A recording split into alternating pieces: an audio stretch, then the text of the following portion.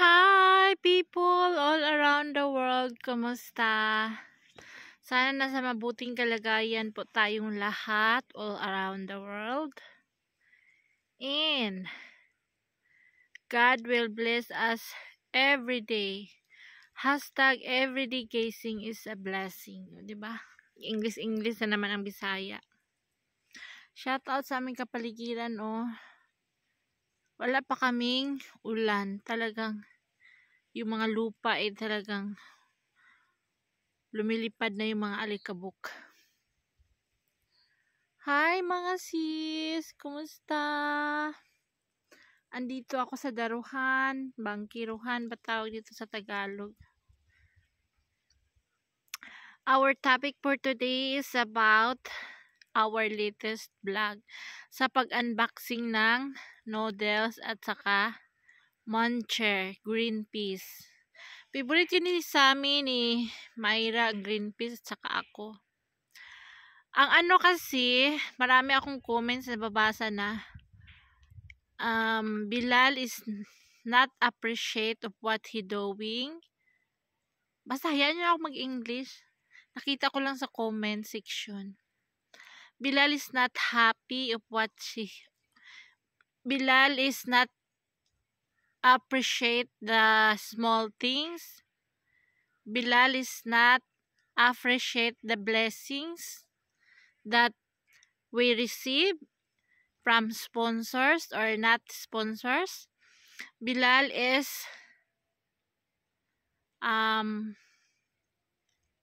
wag na tayo mag-English, mahihirapan yung utak ko. Oo guys, mahirapan yung utak ko. Andito ako, naglalakad ako, tapos bigla akong tumigil. Kasi isipan ko mag-video dito sa mainit. Actually, 4 o'clock na, pero pasalamat ako kasi may araw. Kasi, ang sarap sa pakiramdam pag magpa-araw. Kapag sa loob ka lang ng bahay, malamig, tago ka ng tago sa kumot. Kaya, mas maganda, maglakad-lakad. Katatapos ko lang din kumain. Isang bisis lang ako kumain, almusal, tanghalian at dinner, 4 o'clock. Mamaya, iinom na lang ako ng mga milk, mamayang gabi. So, nag-adhana sila. Yung school nila sa amin ngayon.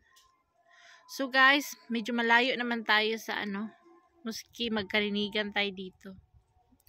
About kay Bilal, yes, tama yung sinasabi nyo na si Bilal is 17 years old na. Talagang mga small things, hindi na niya ma-appreciate. Yung mga minsan na lang kami magkakausap, yung mga kapatid niya. Pero, binabanding naman niya talaga yung kapatid niya. Naglalaro pa sila, yung mga kilikilitian, mga ganyan. Basta nagbabanding pa silang tatlo ni Sammy, ni Myra sa loob ng namin, room namin. Si Bilal kasi malaki na siya, hindi na siya sumasama sa amin kahit saan kami magpunta. Sasabihin ko, halika, mag-dinner tayo. Birthday mo, ganito, ganyan. Ay, wag na mag-birthday, mama. Birthday niya nung December 14. Wag na mag-birthday. Para saan? Matanda na, birthday pa. Yun ang sabi niya. Ay, sige, salamat. Wag na tayo mag-birthday. Tapos, yun. Pag tuwing birthday kasi nila yung tatlo, pinaghandaan ko rin talaga ng pang fried chicken at saka pizza. So, sabi ni Bilal, wag na tayo mag-birthday, mama. Tanda na ako. Buti kung bata pa. So, ayun, nakaluwag-luwag. Tapos, ito si Bilal, may circle of friend na kasi siya, kaya hindi na siya sasama sa amin. Susunod nito, si Myra, susunod na rin yan, hindi rin sasama sa amin si Myra talaga, kasi meron na rin siyang friends, and saka nahihilo sa biyahe. Si Sammy naman, mauto-uto pa yan si Sammy. Kasi, porya usog, malakas to kumain si Sammy. Ang sinasama niya ni Sammy, pagkain talaga. Kaya, pinapakain ko talaga siya ng todo. Kung anong gusto niya. Si Bilal kaya ganun ang mood ni Bilal. Sabihin sa mga comment section, walang mudo, walang ganito ganyan. Kasi malaki na siya, na-adapt niya lahat ang mga ano dito sa Pakistan tradition. Dito siya lumaki.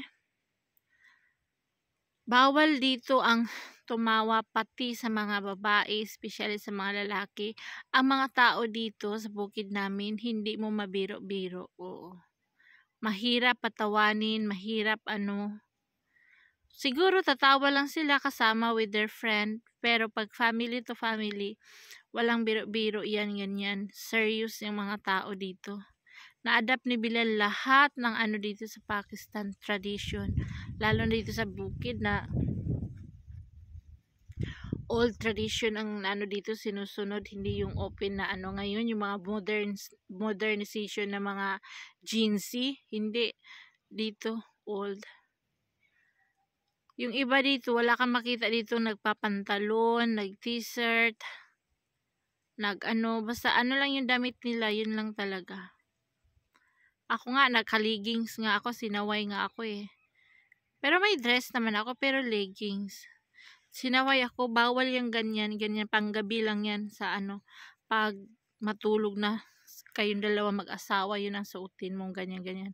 Nasaway ako dito nung nagli-leggings ako. Basta dito, seryoso lahat dito sa bukid namin. Wala dito yung mga tawa-tawa, wala dito yung mga biro-biroan. Ganon sila dito. Napakabait mga tao dito. Si Bilal, napaka-strict nito si Bilal na kapatid. Makita yung kapatid niya na ano, na may napansin siyang ano, umayos ka. Ayusin mo yung scarf mo, gaganon niya si Myra. Lalo pag nasa may mga kainan, may handaan, ganyan. Uuwiin siya dito sa bahay, susumbungin sa akin. Alam mo ba yan, mama, si Myra? Hindi nag-scarf tapos takbo doon sa ano, sa ganito sa ganan pag may kasalan. Magsusumbungin siya kasi daw nakakahiya sa mga tao.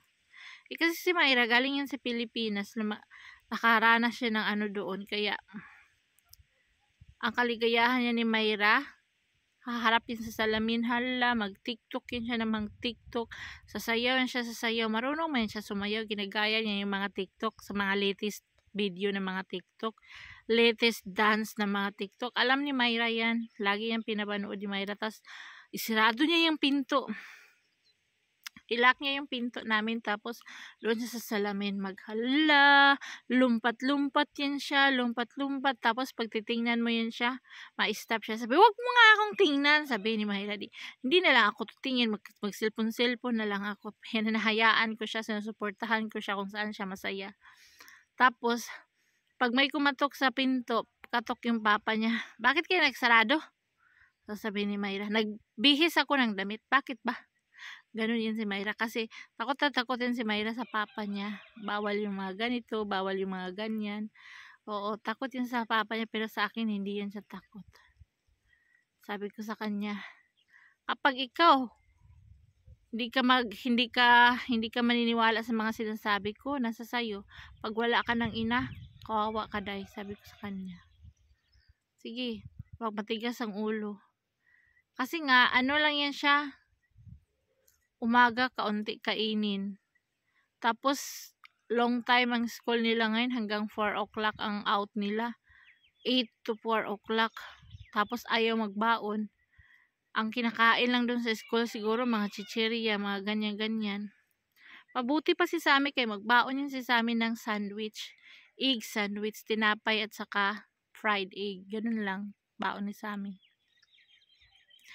Tapos yun, si Bilal speaking, nagkakamit to si Bilal ng ano, malaking ano, gulo doon sa school nila. Nanapak siya ng school, nanampal. Nanuntok, oo, nanuntok si Bilal. Matagal na, I think 3 months na. 3 months na, nanuntok siya. Tapos yung sinuntok niya, nagtawag agad kay Ilyas. Hello, uncle? Yung anak mo, si Bilal, sinuntok ako.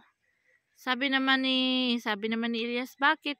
Siyempre, nag-order sila. Tagalog lang tayo. Bakit naman sinuntok ka? Ganito, ganyan. Tapos yun, usapan na sila, usapan. Sabi ni Ilyas, sige, pagdating ni Bilal, kakausapin ko. Di, kinausap. Nakita ko man yung video. Isang video dito, lahat, mayroong video ng lahat. Isang video, lahat ng mga tao dito may video. Pasapasa nila yan. Hindi uso dito yung Facebook, uso dito yung WhatsApp. Hindi sila gumagamit ng Facebook, WhatsApp. So, WhatsApp din, isang tao, lahat, kalat yan, WhatsApp ng lahat ng tao. Isang tao, papunta sa lahat ng tao, video. So, balita din dito sa lugar namin, na ganito, ganyan. Bilal nanuntok. So, inaalam kung anong reason. Ganito, ganyan. Anong reason? So, one of, Ilyas friend na schoolmate din nila Bilal, sabi, pagdating pala ni Bilal, kinausap ng papa niya. Bakit mo ginawa na nuntok ka doon sa eskwelahan? Ano namang kain mo? Sabi ng papa niya. Sabi, hindi ako nanguna. Nakaupo lang ako doon sa tabi tapos minumura niya ako. Andun lang ako sa tabi tapos minumura niya ako. Tumayo ako, sinuntok ko siya, yun. Yun lang. Pag si Bilal magsalita, isang bisis lang, wala nang kasunod. Hindi madaldal si Bilal, tahimik lang yan si Bilal. Pero ang sinasabi niyan, punto por punto. Si Bilal is stricto. Mana niya dito sa father side niya. Punto por punto yan siya magsalita. Wala nang paulit-ulit. Tapos yun, sabi ng ama niya, hindi pa rin maganda yung manuntok ka, ha? Kasi, what if kung aabangan ka dyan sa kalsada, pagtulungan ka? Mayroon dito sa amin, siga siya. Inabangan ng mga kaaway niya. Sinuntok, balik yung mga paa, kamay. Tapos tinapon doon malapit sa bahay nila. Ayun. Ngayon, lumaylo na, hindi na nagtapang-tapangan. Minsan na lumalabas ng bahay. So, sabi ko kay Bilal, ikaw wag mo nang ulitin yung ginagawa mo, ha? Manuntok ka, minumura ka lang. Pwede naman bibig, wag gamitin yung kamay, ah. Sabi ko sa kanya. Tapos pinagsabihan din siya ng papa niya. Tapos, hindi pa rin naniwala si Ilyas sa mga sinabi ni Bilal. Siyempre, make sure, 'di ba? May classmate siya na anak ng friend ni Ilyas, tinanong na kung bakit nangyari ganito ganyan. Kasi ganito yan, chacha. Chacha means uncle. Kasi ganito yan, uncle. Nakaupo lang naman si Bilal doon sa side, sa tabi. Tapos binura lang bigla nung schoolmate niya. Biglang tumayo si Bilal, sinapok niya ng sinapok. Nakita ko talaga yung video, guys. Sa laki, si Bilal payat pero matangkad. Yung kalaban niya mataba pero taga dito lang ni Bilal. Sapol sa suntok ni Bilal. Ilang suntok si Bilal, nakatatlo ata. Pang! Ang lakas ng suntok ni Bilal. Tapos yung isa umatras na, nasaktan siguro. Maliit lang, si Bilal, payat si Bilal, pero forceful si Bilal, napakalakas, kamay pa imo. Tang. Pag ngayon sila ni Mayra, nagharutan yun sila. Iiyak ko si Mayra minsan, tapos si Sammy. Sasabihin ko, pag yan may iiyak dyan ha ngayon ha, tingnan nyo lang, gaganon lang ako talaga. Pag may iiyak yan talaga ngayon Bilal, kaya ikaw yung anuhin ko, ikaw yung malaki. Ay nako. Matapos naman yung pagdadaldal natin, ang araw nakaharap talaga sa akin.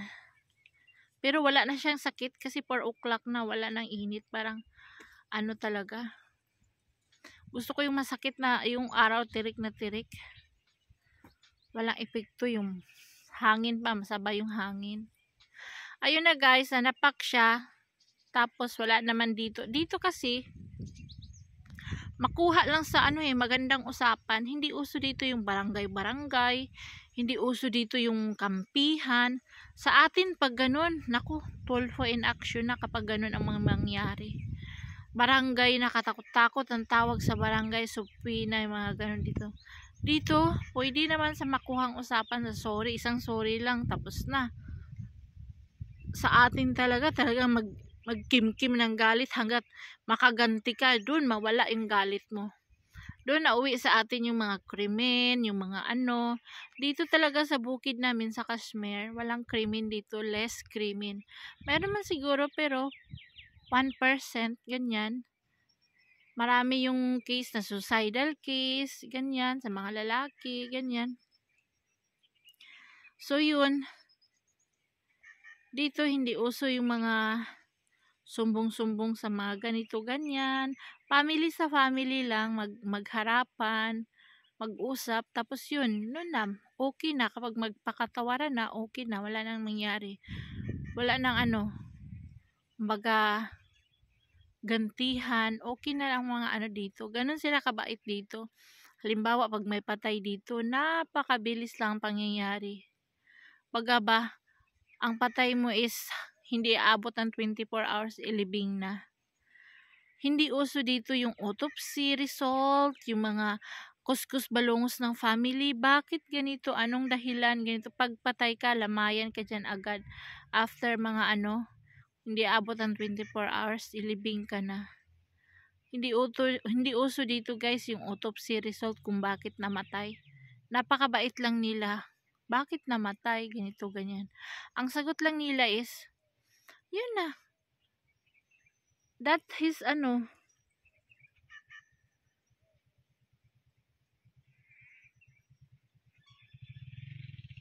si Bilal at saka si Myra. Sinundo niya si Myra sa school. Bilal. 4 o'clock na kasi Myra uwian. Tapos dito, hindi uso talaga yung autopsy, libing agad. Tapos ang sagot naman ng ano, kaya ganun nang nangyari kasi God only that time ano ba yan? Yan lang yung hanggang dyan lang siya binigay ni God yung time niya. That is His time talaga. That is excuse from God. Ganun ang rason nila dito. That is excuse from God kung bakit nangyari sa kanya yun. Doon lang talaga siya. Hanggang doon lang. Yun ang rason ng mga tao. Yun lang. God is ano. Allah is ang ano ba? Mahirap mag-English. Yun lang. Hanggang doon lang siya time binigay ni God. Kumbaga. Natuliro yung utak ko sa pag-English. Kasi may namatay ngayon, yung araw na yun, ano, kasing laki din na Bilal, pareho din sila pumunta kahapon ng ano, yung cow race nila dito, yung pinaglaruan nila dito, yung mga baka na pinagre-race, pinagtatakbo, doon sa medyo malayong lugar. Isa din si Bilal, nandoon din si Bilal. Yung binatilyo, ano, yung baka na nag-race patakbo, doon na patakbo sa kanya. Naku, inararo siya ng mga baka. Tapos yung ulo ang napuruhan niya, ulo. Nasira yung ulo niya. Di patay ka talaga. Kaya sabi ko kay Bilal, sige, doon, sige, punta ka, sige. Kaya ikaw na masunod ganyan, sige ka. Pag pupunta ka ng ganyan, doon ka sa pinakamalayo, umakyat ka sa kahoy, o umakyat ka sa taas ng sasakyan. Marami mga sasakyan, no, lumayo ka. Kasi nabiktima na rin ang kapatid ni Elias sa mga ganyan cow race. Na-dislocate yung isang arm dito, ang isang arm mababa, ang isang arm mataas, ganyan. Kumbaga, ganyan. Na-dislocate yung isang arm dahil sa ganyan cow race nila. So, yun na guys, ang ating kwentuhan for today's video.